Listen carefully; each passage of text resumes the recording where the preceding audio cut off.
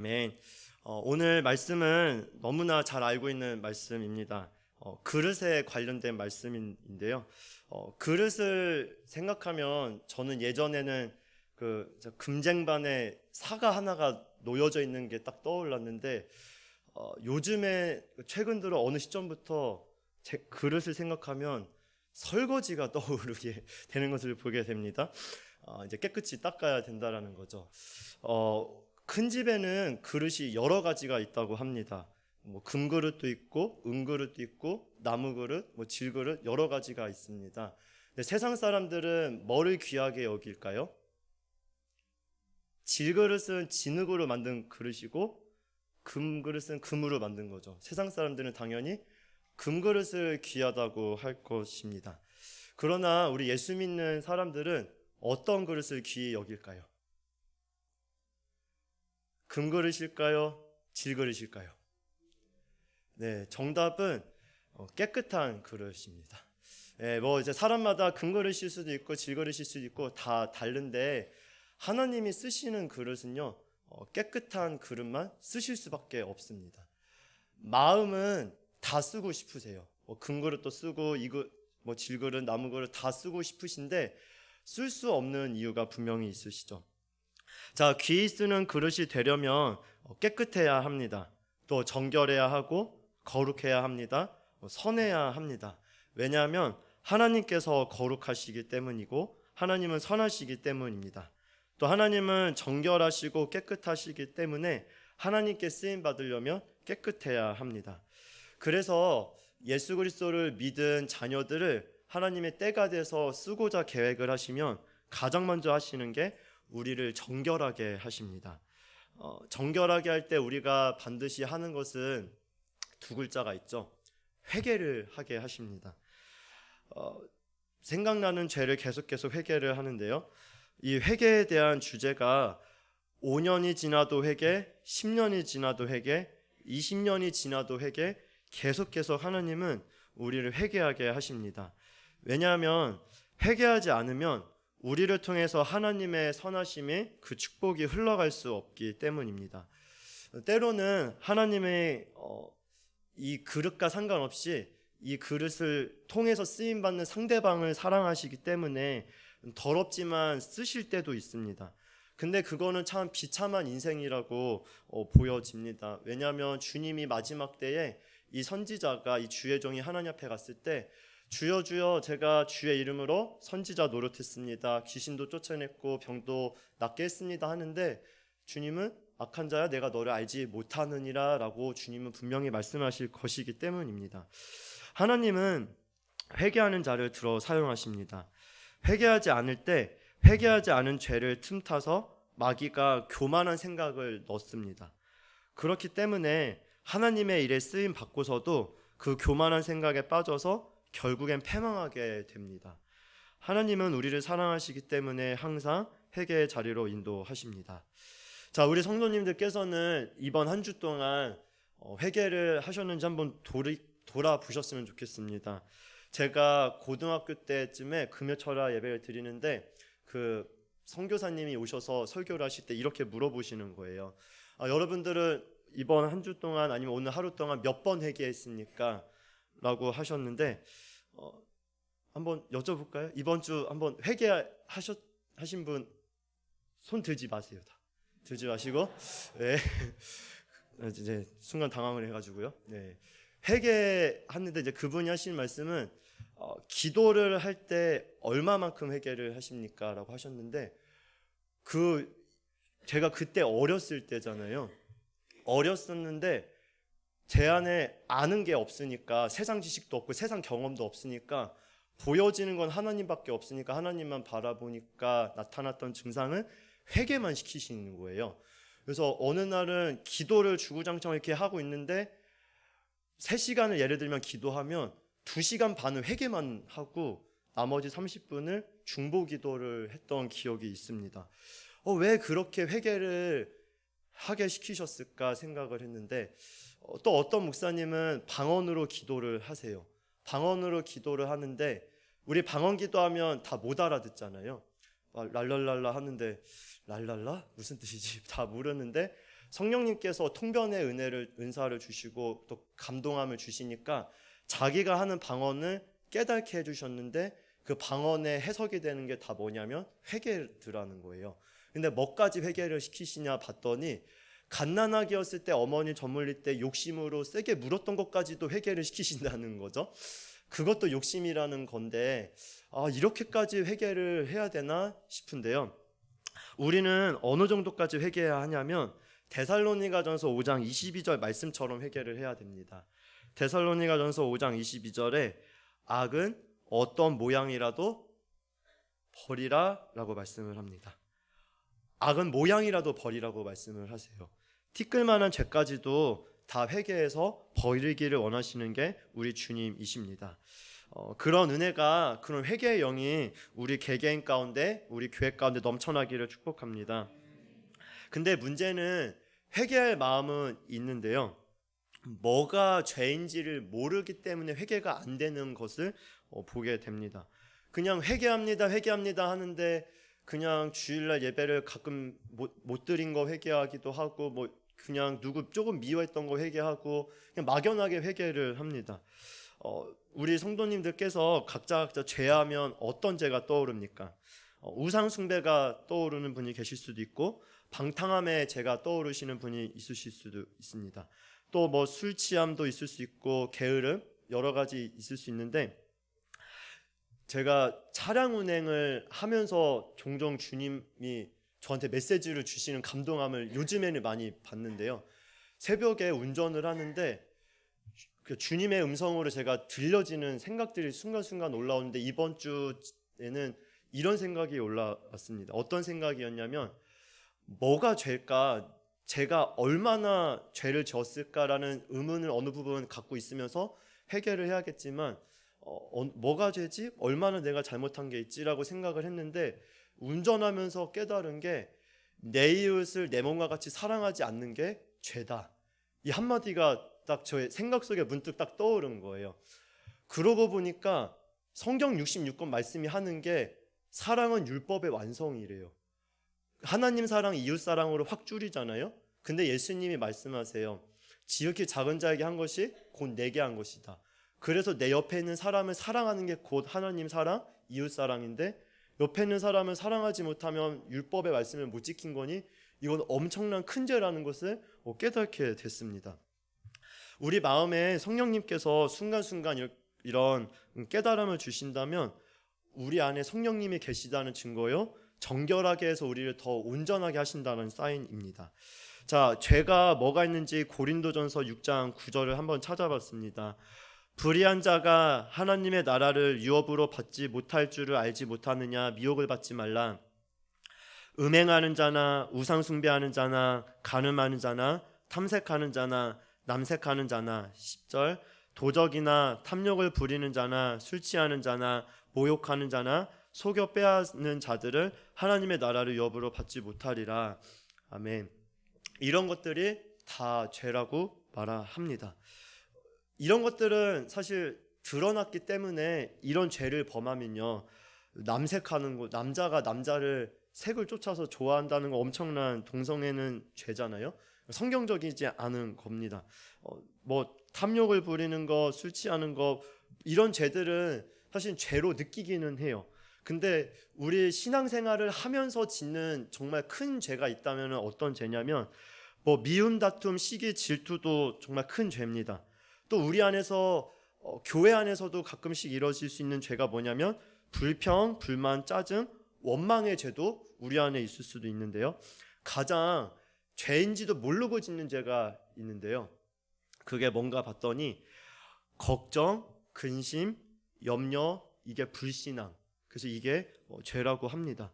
근데 이런 마음을 품고 신앙생활을 하다 보니까 어느 순간 나의 영혼이 병들어 가고 있다라는 것을 보게 됩니다. 이전보다 하나님을 향한 갈망이 막 갈수록 넘쳐져야 되는 것이 정상일 텐데, 갈수록 주를 향한 갈망보다 불평불만이 계속 올라오는 거예요.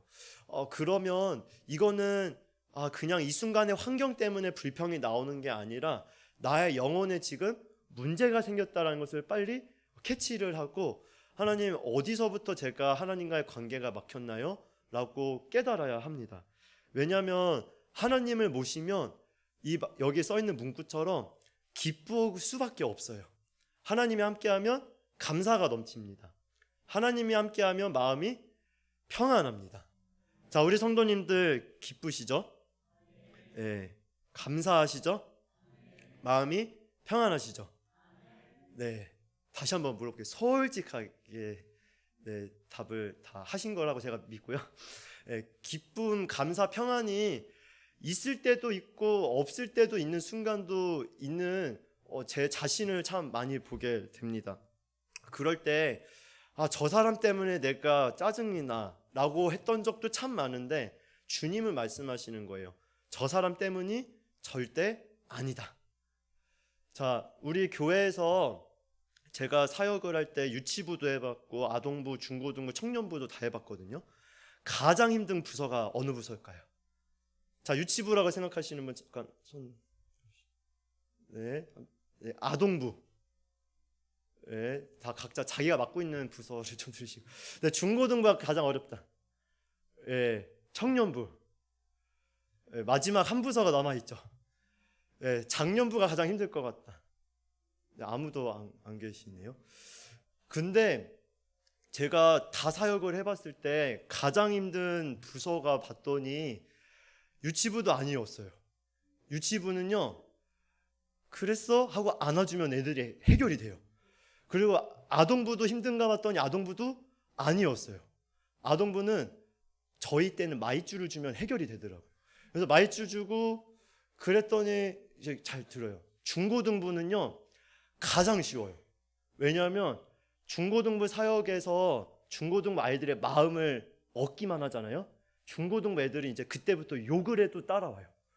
왜냐면 걔네들은 좀 이상한 애들이고 중고등부 애들 저 이상해가지고 불 받아가지고 뭔 말 해도 그러니까 이상한 말을 해도 주님을 따라오는 것을 봐요. 근데 또 안 먹히면은 이제 계속 안 먹히기도 하죠.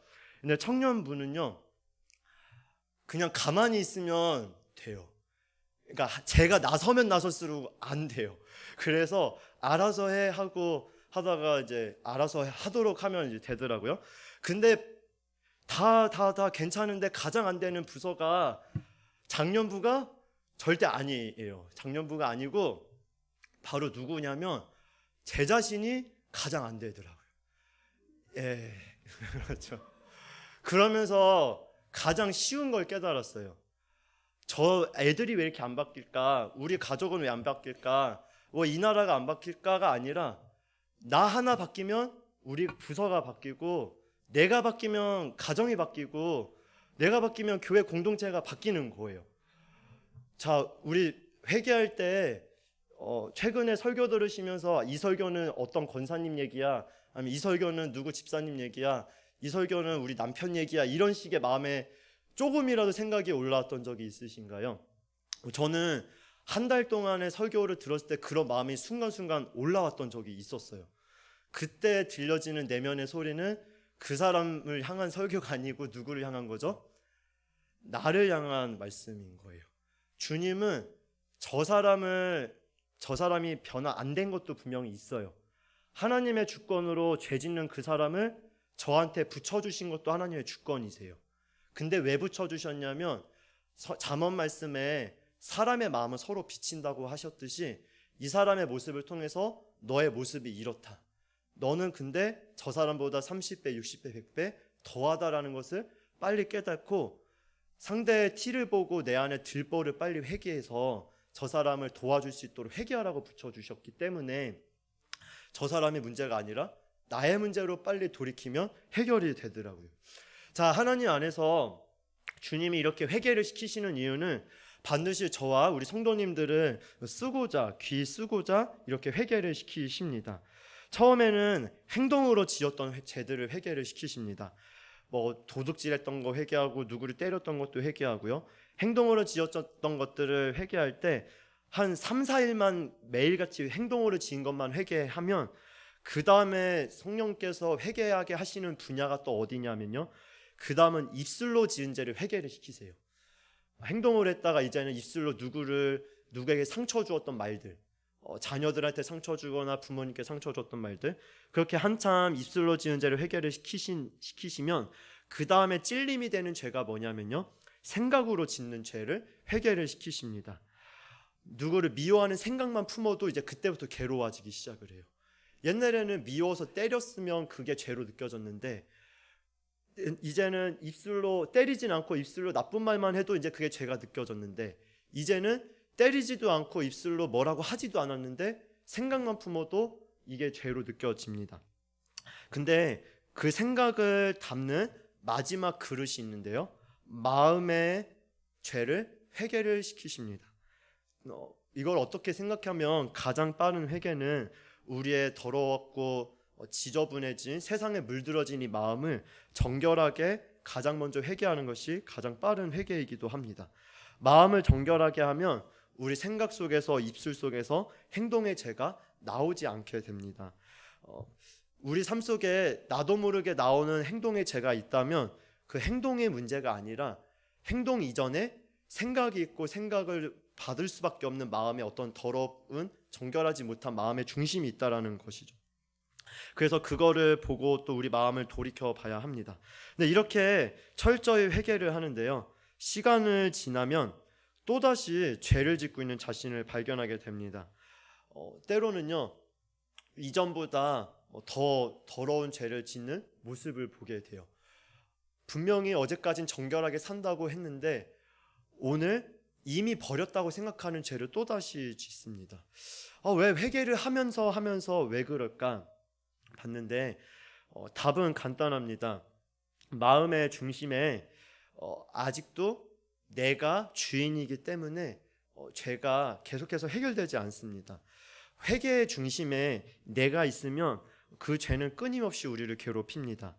왜 회개를 하냐면 죄로 인한 고통 때문에 지금 이 고통을 해결하기 위해서 회개의 자리로 가게 돼요. 여기까지는 아직도 내가 주인이 되어 있을 수 있습니다. 그 고통과 문제가 해결되면 회개를 하지 않아요. 또다시 적당히 죄를 짓게 됩니다. 이게 삶의 주인이 여전히 나였을 때는 이런 삶을 끊임없이 살 수밖에 없습니다. 마음의 중심에 내가 있으니 하나님께서 그 사람을 마음껏 사용할 수 없죠. 그렇다면 어떻게 해야 합니까? 오직 예수 그리스도만을 주님으로 모시면서 살아가는 겁니다. 예수 그리스도가 내 삶의 중심이 되어서 회개를 하기 시작하면 입술로 회개하는 것에서 멈추지 않고 첫 출발은 하나님 제가 누구를 미워한 거 회개합니다로 시작은 할 수 있어요. 근데 계속 주님을 내 삶의 주인으로 모시면서 회개하며 나아갈 때는 마음이 찢어지는 역사가 분명히 나타나게 되어 있습니다. 왜냐하면 예수 그리스도의 영이신 성령이 우리 안에 오셔서 탄식하신다고 하세요. 우리가 죄를 지으면 성령이 근심하기 시작을 하십니다. 내가 짓는 죄 때문에 성령이 근심하는 그 근심과 슬픔이 내 마음속에서 올라오게 되어 있어요. 그 마음에 찔림이 있기 때문에 마음 찢는 회개 역사가 일어납니다. 그거를 통해자복의 역사라고도 합니다. 성령께서 회개하게 하시기 시작하면서 지난날 미워하면서 살았던 날들이, 용서하지 못하며 살았던 날들이 얼마나 후회스러운지 정말 중심에서부터 마음에 찔림이 있고요, 이제 결단을 할 수 있는 힘까지도 주님이 주십니다. 내가 주인이 아니기 때문에 예수 그리스도께서 주인이시기 때문에 진정한 회개로 우리를 이끄십니다. 예수 그리스도께서 중심되어 회개하면 우리들의 삶이 변하게 될 수밖에 없습니다. 자, 우리는 순종할 수 있을까요? 나는 순종할 수 없고 저는 감사도 할 수 없습니다. 기뻐할 수 없고 나눠줄 수 있는 힘도 없고 사랑도 할 수 없습니다. 용서할 수 없고 희생도 할 수 없고 섬길 수 없는 존재가 우리 존재입니다. 그런데 예수 그리스도께서는 죽기까지 복종하신 분인 줄 믿습니다. 오병이어 작은 것에 감사하면서 축사하시니 풍성함의 열매가 있으셨습니다. 항상 기쁨으로 충만하셔서 주위에 있는 사람들한테 항상 기쁨을 주셨습니다. 생명까지도 우리에게 나눠주셨고 세상을 사랑하실 때 끝까지 사랑하셨고 십자가에서 죽으시면서까지도 아버지 저들을 사하여 주옵소서 하면서 모든 사람을 용서하셨습니다. 자기의 유익을 하나도 구하지 않으셨고 희생하셨습니다. 섬기셨는데, 제자들의 발을 씻기시면서 섬기셨는데, 자기를 죽일 가룟 유다의 발까지도 씻으셨습니다. 그렇게 섬기셨던 예수 그리스도께서 지금 어디에 계시냐면 우리 마음 중심에 계십니다. 그분이 우리 중심에 계시니 예수님을 모시면서 살아가면 예수님이 내 삶의 주인이십니다. 주님, 제 삶 속에 주님이 친히 역사해 주시고 저를 도구로 사용하여 주시옵소서 고백하며 나아갈 때 순종하게 만드시고요, 섬기게 만드시고 사랑하도록, 용서하도록 이끌어 가십니다. 내가 사랑하려고 노력해서 되어지는 게 절대 아닌 거를 우리는 매번 느끼게 됩니다. 용서를 구해야겠다고, 제가 어떤 분한테 용서를 구해야겠다고 작심하고 그 사람한테 찾아갔어요. 찾아가자마자 문을 닫고 나왔어요. 말을 못하게 해가지고. 그 다음에 또 말하려고 들어가려고 하는데 말을 못하게 해서 이번에 화장실로 들어갔어요. 제가 그날 말을 못했어요. 제 힘으로 안 되는 거를 느꼈습니다. 근데 누가 하시냐면요, 주님은 용서할 수 있게, 또 용서를 구할 수 있도록 우리 안에 반드시 역사하십니다. 예수 그리스도께서 우리를 이끌어 가시는데요, 예수님 따라가다 보니까 우리 자신이 깨끗해져 있는 것을 보게 됩니다. 어느 순간 옛날에는 좋았던 세상이 싫어지기 시작을 합니다. 왜냐하면 예수님께서 세상의 정욕을 싫어하시기 때문입니다. 또 어느 순간 거룩해져 있는 우리 자신을 보게 될 것입니다. 세상 속에서 살지만 세상에 물들지 않고 있습니다. 왜냐하면 예수 그리스도께서는 세상과 타협하지 않으시기 때문입니다. 또 세상에서 선한 영향력을 끼치고 있는 우리 자신을 보게 됩니다. 왜냐하면 내가 아니라 예수님은 그렇게 역사하시는 분이시기 때문입니다. 그 예수님을 앞세우며 나아갈 때 우리는 귀 쓰는 그릇이 되어서 주님 앞에 아름답게 쓰임받고 그렇게 주님 앞에 가게 되는 줄 믿습니다. 우리 말씀을 정리합니다.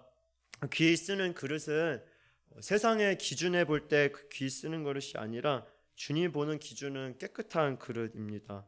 깨끗한 그릇, 어떤 악은 어떤 모양이라도 버리고 날마다 새로워지는 그릇이고, 귀에 쓰는 그릇은 오직 예수 그리스도만을 주인 삼고 그분으로 인하여 날마다 빚어지는 그릇입니다. 그래서 우리 날마다 예수님을 주님으로 온전히 모시며 그 주님 따라가 세상에 선한 영향력을 미치는 우리 온 성도님들 되기를 축원합니다. 하나님 감사합니다. 종을 통해서 말씀 증거하게 하시니 감사합니다. 우리 안에 예수 그리스도께서 주인 되심을 믿습니다. 그 예수님만 온전히 따라가며 순종하며 나가는 저희 온 성도님들 모두 되게 하여 주시옵소서. 내가 주인 되어 있는 그 순간만큼은 항상 넘어졌고 실패했던 삶이었다는 것을 이제는 깨닫고 오직 예수만 바라보며 오직 예수님의 능력으로 모든 것이 회복된다는 믿음으로 주만 바라보게 하여 주시옵소서. 그렇게 인도하실 주님을 찬양하며 예수님의 이름으로 기도합니다.